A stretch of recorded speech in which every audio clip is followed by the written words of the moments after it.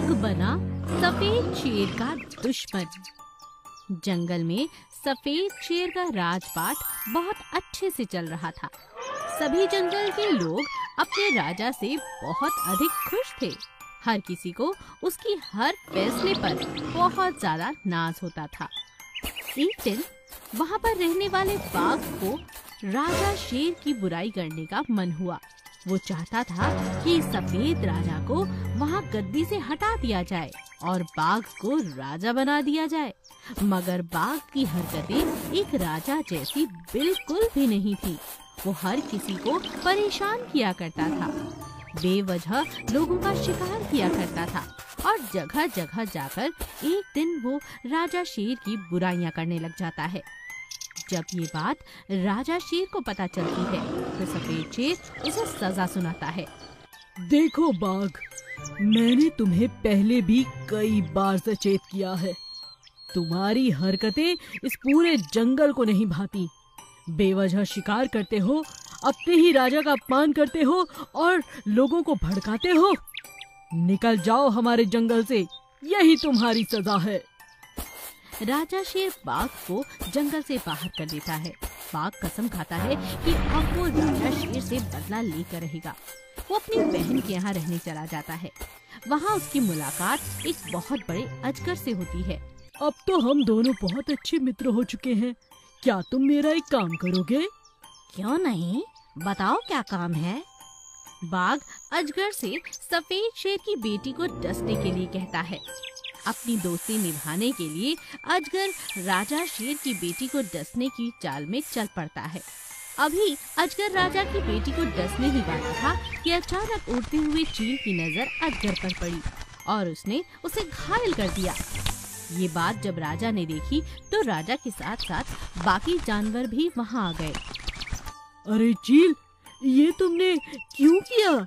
इस अजगर को इस तरह घायल कर दिया। अरे मगर ये अजगर तो हमारे जंगल का नहीं है। जी महाराज, बिल्कुल सही समझा आपने। ये अजगर हमारी प्यारी बिटिया आपकी बेटी को डसना चाहता था। और जानते हैं इसे भेजने वाला कौन है? मैं कुछ समझा नहीं। बाघ आपसे बदला लेने के लिए इसे दोस्ती में मनाकर यहाँ पर लेकर आया है। सफेद शेर उसी समय अजगर को जंगल से बाहर निकाल देता है।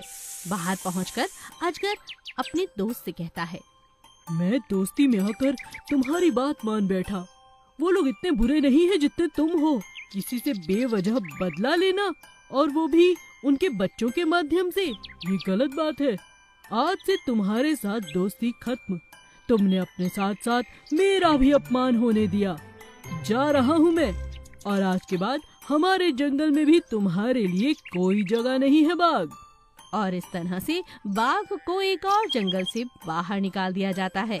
दोस्ती से वो हाथ धो बैठता है और फिर से एक नई जगह की तलाश में निकल पड़ता है।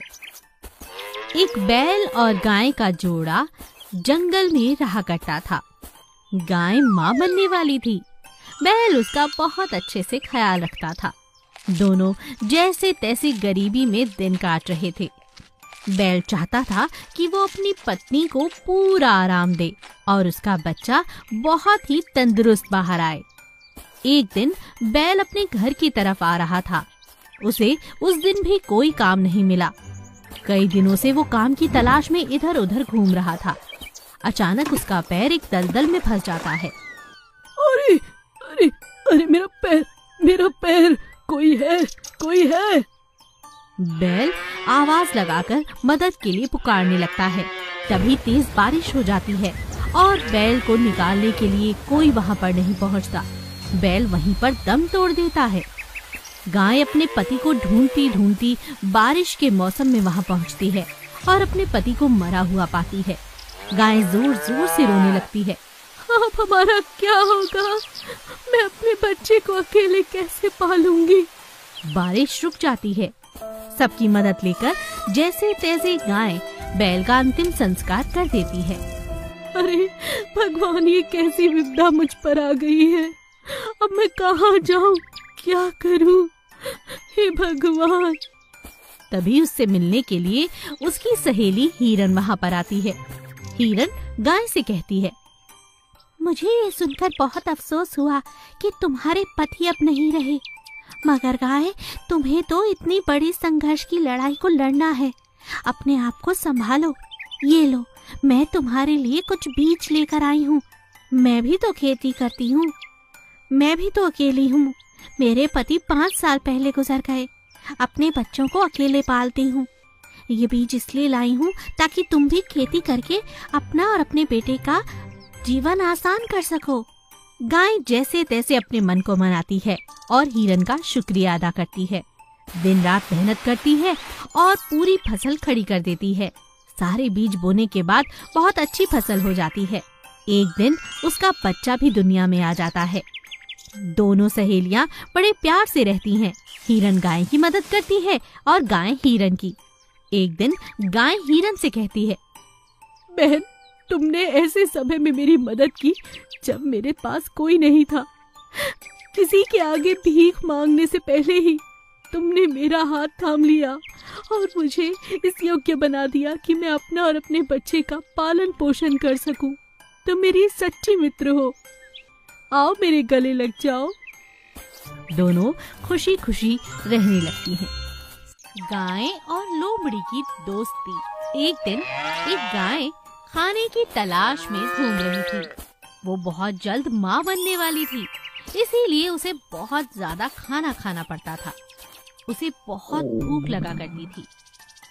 बहुत जल्द मेरा बच्चा इस दुनिया में आ जाएगा और फिर वो हंसेगा, खेलेगा, जंगल की सैर करेगा। बता, क्या खाएगा मेरे बच्चे? उसका आज कुछ बहुत अच्छा फल खाने का जी कर रहा था। तभी वो जंगल के ऐसे स्थान पर पहुंची जहां बहुत सारे फलदार वृक्ष थे। मगर वो इस बात से अनजान थी कि वहीं पर बब्बर शेर किसी शिकार की तलाश में घूम रहा है। बब्बर शेर जैसे ही गाय को देखता है तो सोचता है, अरे वाह, आज तो बढ़िया शिकार मिला है। मगर मैं इसे कैसे खा सकता हूँ? ये तो माँ बनने वाली है। मुझ पर पाप चढ़ जाएगा।